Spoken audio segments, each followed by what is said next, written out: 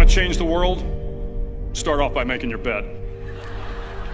If you make your bed every morning, you will have accomplished the first task of the day. It will give you a small sense of pride, and it will encourage you to do another task, and another, and another. And by the end of the day, that one task completed will have turned into many tasks completed.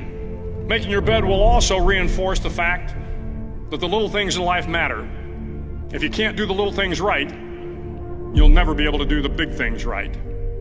And if by chance you have a miserable day, you will come home to a bed that is made, that you made. And a made bed gives you encouragement that tomorrow will be better. To pass SEAL training, there are a series of long swims that must be completed. One is the night swim. Before the swim, the instructors joyfully brief the students on all the species of sharks that inhabit the waters off San Clemente. They assure you, however, that no student has ever been eaten by a shark, at least not that they can remember. But you are also taught that if a shark begins to circle your position, stand your ground. Do not swim away. Do not act afraid. And if the shark, hungry for a midnight snack, darts towards you, then summons up all your strength and punch him in the snout, and he will turn and swim away. There are a lot of sharks in the world. If you hope to complete the swim, you will have to deal with them. So if you want to change the world, don't back down from the sharks. Over a few weeks of difficult training, my SEAL class, which started with 150 men, was down to just 42. There were now 6 boat crews of 7 men each. I was in the boat with the tall guys, but the best boat crew we had was made up of the little guys, the Munchkin crew, we called them. No one was over 5'5". The Munchkin boat crew had 1 American Indian, 1 African American, 1 Polish American, 1 Greek American, 1 Italian American, and 2 tough kids from the Midwest. They out-paddled, outran, and outswam all the other boat crews. The big men in the other boat crews would always make good-natured fun of the tiny little flippers the Munchkins put on their tiny little feet prior to every swim.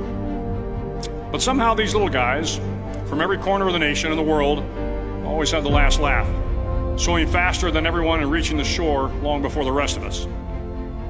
SEAL training was a great equalizer. Nothing mattered but your will to succeed, not your color, not your ethnic background, not your education, not your social status. If you want to change the world, measure a person by the size of their heart, not by the size of their flippers. The 9th week of training is referred to as Hell Week. It is 6 days of no sleep, constant physical and mental harassment, and 1 special day at the Mud Flats. The Mud Flats are an area between San Diego and Tijuana where the water runs off and creates the Tijuana Sloughs, a swampy patch of terrain where the mud will engulf you. It is on Wednesday of Hell Week that you paddle down to the Mud Flats and spend the next 15 hours trying to survive this freezing cold, the howling wind, and the incessant pressure to quit from the instructors.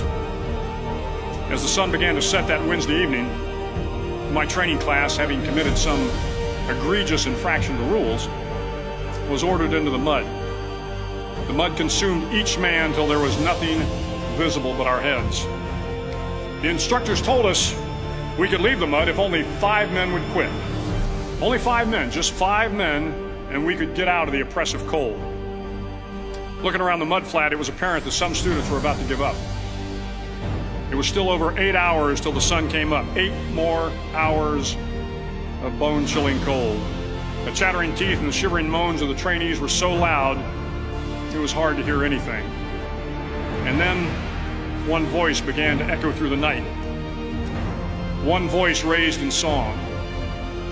The song was terribly out of tune, but sung with great enthusiasm. One voice became 2, and 2 became 3, and before long, everyone in the class was singing.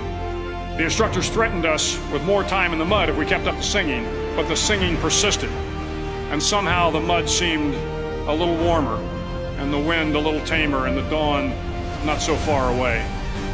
If I have learned anything in my time traveling the world, it is the power of hope. The power of one person, a Washington, a Lincoln, King, Mandela, and even a young girl from Pakistan, Malala. One person can change the world by giving people hope.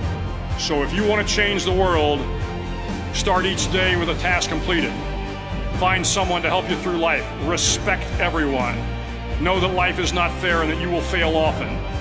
But if you take some risks, step up when the times are the toughest, face down the bullies, lift up the downtrodden, and never ever give up. If you do these things, the next generation and the generations that follow will live in a world far better than the one we have today. And what started here will indeed have changed the world for the better.